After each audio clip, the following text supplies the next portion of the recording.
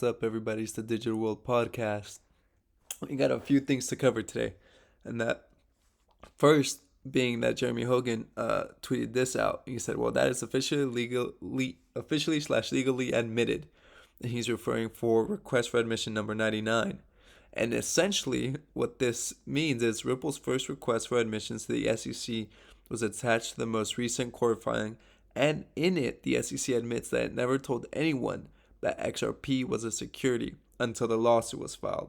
That is now an official admission in this case. And there you have it. So I think that's very interesting. The fact that they never told anyone that XRP was a security until a lawsuit was filed. We'll see where this takes us. Now, we're gonna move here to this Coinbase issue. And I did a video talking about how the SEC planned on suing or, pursuing legal action against the SEC or against the Coinbase's Lend product. And here, John Deaton posted this about the blog. He said, "They also asked for the name and contact information of every single person on our Lend waitlist." And he's saying, why would the SEC even need or want first of all, why would they even want it? What's the purpose of having the identity of all the customers who signed up for that? Then why would you even need it is the question. And he's saying there's scary times coming in this country. And folks, in the next video I'm gonna make, you should be preparing for what's coming. It's highly, highly important. But anyways, back to this topic. Here I'm gonna read to you. It says, after our initial meeting, this is Coinbase's vlog. After our initial meeting, we answered all of the SEC's questions in writing and then again in person, but we didn't get much of a response. The SEC told us they'd consider Lend to involve a security, but wouldn't say why or how they'd reach that conclusion. Rather than get discouraged, we chose to continue taking things slowly. In June, we announced our Lend program publicly and opened a waitlist, but did not set a public launch date. But once again, we got no explanation from the SEC. Instead, they opened a formal investigation. They asked for documents and written responses, and we willingly provided them. They also asked for us to provide a corporate witness to give sworn testimony about the program. As a result, one of our employees spent a full day in August providing complete and transparent testimony about Lend. They also asked for the name and contact information of every single person on our Lend waitlist. Why? Now, folks, everything that's happening, it could either be, Gary Gensler. Obviously, we know he's for these legacy financial systems and getting them under and getting all this new technology and innovation under their umbrella.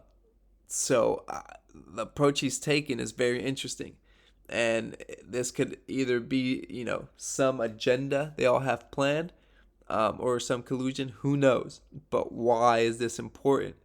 It continues saying here, we have not agreed to provide that because we take a very cautious approach to requests for customers' personal information. We also don't believe it is relevant to any particular questions the SEC might have about Lend involving a security, especially when the SEC won't share any of those questions with us.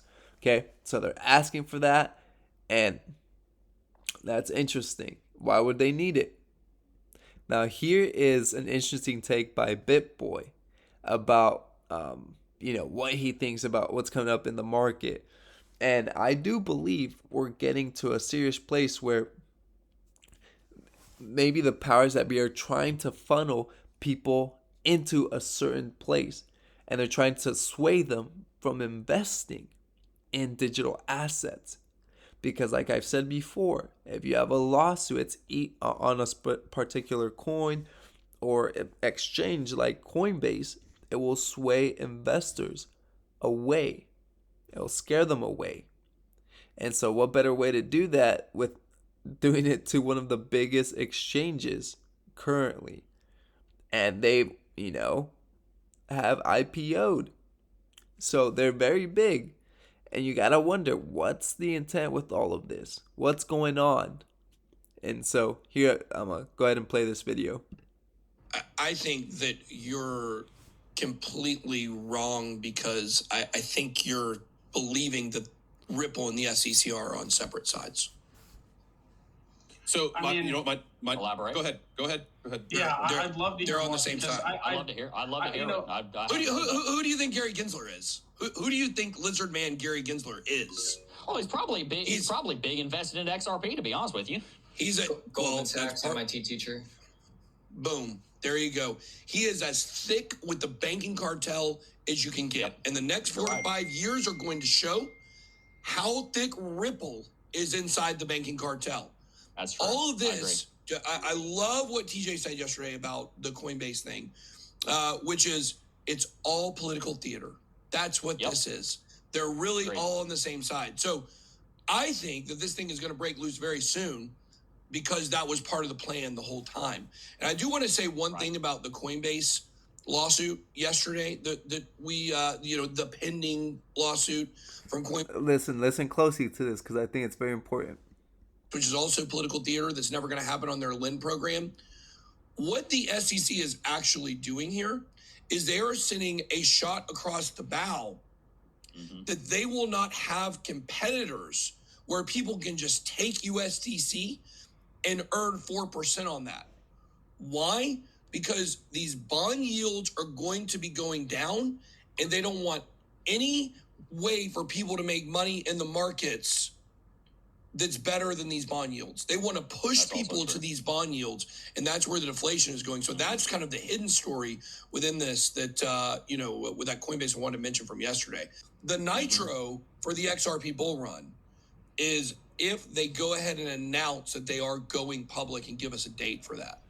If that happens, that's the most bullish case. So SEC lawsuit is settled, and before the end of the run, that's announced. That would be the nitro fuel that could push it between $20 and $30. But I think, without that, I think we're definitely looking at $12, $15 very easily. There you have it. And so, like I said, the tactics that are happening right now around this digital asset space are very interesting. And in the next video, you're going to get a glimpse. It kind of ties in with this, so stay tuned for that. But why are they doing this, pending lawsuit or against Coinbase? Are they trying to scare investors away? Are they trying to direct them in a certain area? And this is what I've been talking about in my videos. That it seems like the SEC, with all their enforcement actions, they're trying to push people away from this space. Because, if you're in the space, you can make a lot of money if you position yourself properly. And ever since Gensler, it started with Jay Clayton, but once Gensler came in, you started seeing a lot of enforcement actions. So, with that being said, I want to leave you guys with some quotes here. And it's very important because there's a lot of things going on, and you just got to be very aware of everything and not get swayed by this political theater that's happening, whether that be in investing or in the real world. It doesn't matter what rights you have under the Constitution if the government can punish you for exercising those rights. And it doesn't matter what limits the Constitution puts on government officials' power if they can exceed those limits without any adverse consequences. In other words, the Constitution cannot protect you if you don't protect the Constitution with your votes against anyone who violates it.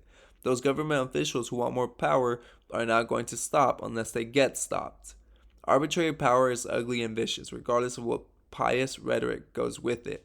Freedom is not free. You have to fight for it or lose it. But is our generation up for fighting? Okay, now that's a quote that I think is really important. Here's another one by Mike Maloney. It said, emergencies have always been the pretext on which the safeguards of individual liberty have eroded. And once they are suspended, it is now difficult for anyone who has assumed emergency powers to see to it that the emergency will persist. What happened in 9/11? The Patriot Act. Has that been, stopped or, retracted? No, it still continues. So it's during the emergencies that things are enacted. And that's when individual liberty is taken away. So it's something to think about. I always present information. I want you guys to critically think for yourselves. Don't let other people do the thinking for you, because it's a very dangerous path. And I want to present the information and have you make that decision. I hope this episode has brought you some value. Like and subscribe. Share this video. If you value this information, you want to share with someone else, let them see it because they can get something out of it too. This is the Digital World Podcast, and I'll see you in the next episode.